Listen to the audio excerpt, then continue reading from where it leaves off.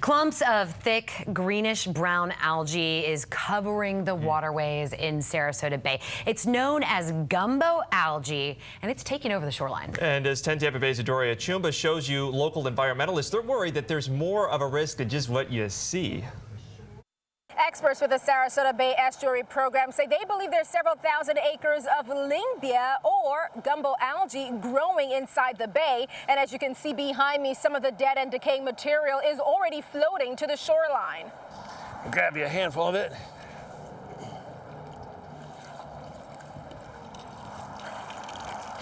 This is what it looks like. Environmentalists are concerned about the potentially physical damage the gumbo algae is causing to seagrass meadows in the bay.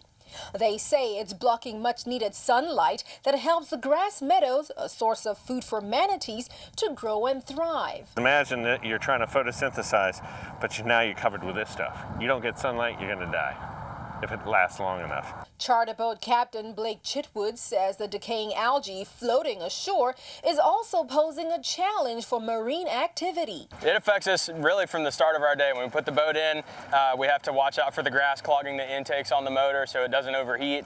If that happens, Chitwood says it could set him back at least $20,000 for a new motor. And then when we go to catch our bait, pretty much every time we throw the net, if you're in a certain spot, it can be 10 to 20 pounds of the grass. Environmentalists with the Sarasota Bay Estuary Program are hoping the community can do more to reduce nutrient loads that feed algae and help get things under control. It'll never go away.